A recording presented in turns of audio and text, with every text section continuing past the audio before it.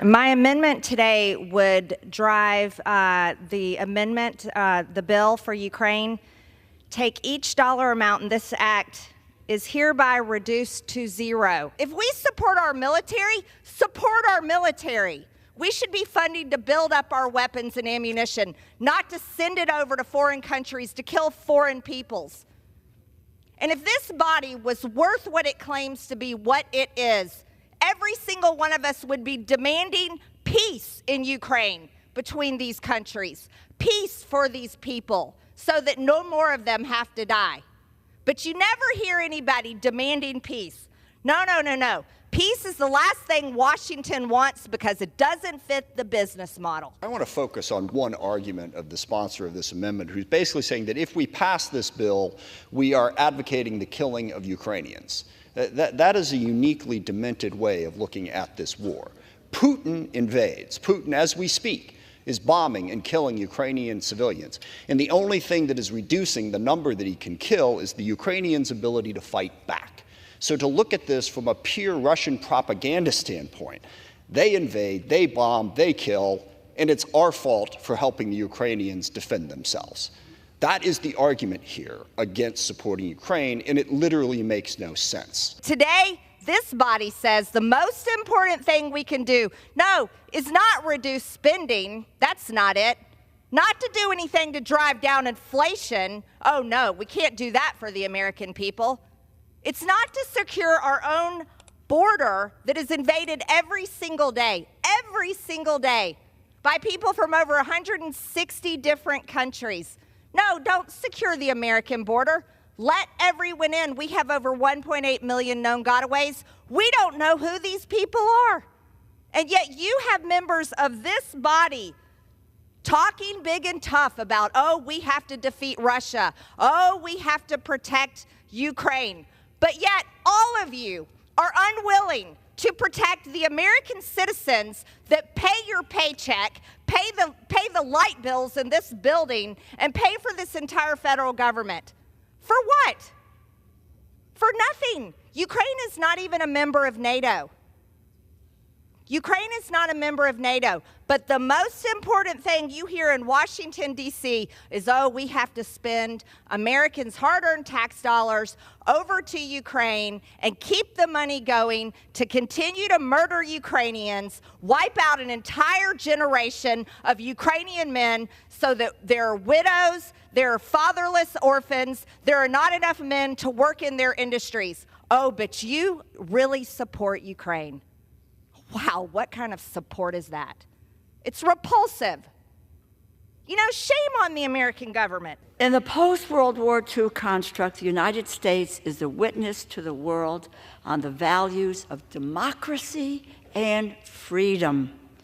These values have provided the United States of America with strong allies across the globe.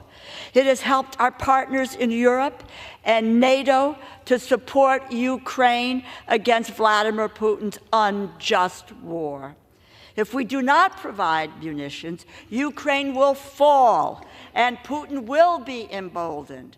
And the Green Amendment allows Putin to control Europe, abdicating our leadership role, and promises to our allies cannot happen.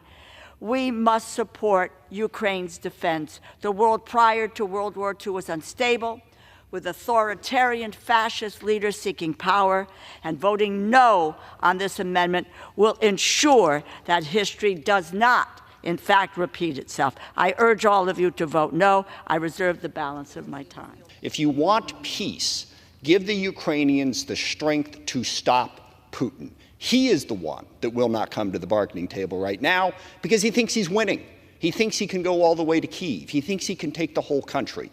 If we give the Ukrainians the ability to stop him, that forces him to the table. It makes no sense to say that giving the Ukrainians the ability to defend themselves is what's killing them, when it is very clearly the Russians that are killing them.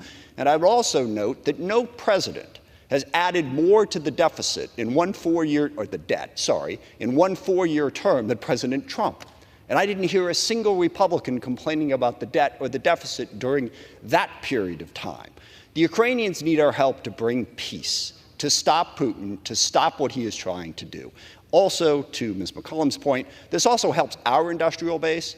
We face a dangerous world between Russia, Iran, China, North Korea, all of whom are working together, by the way.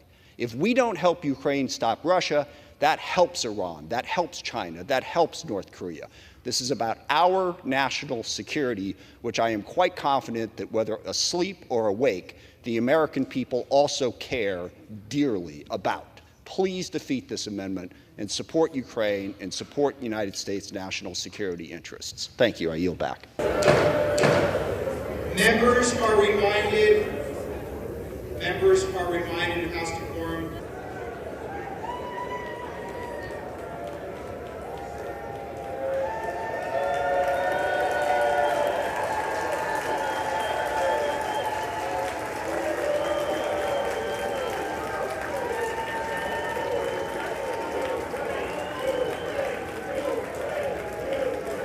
For what purpose does the gentleman from Florida rise?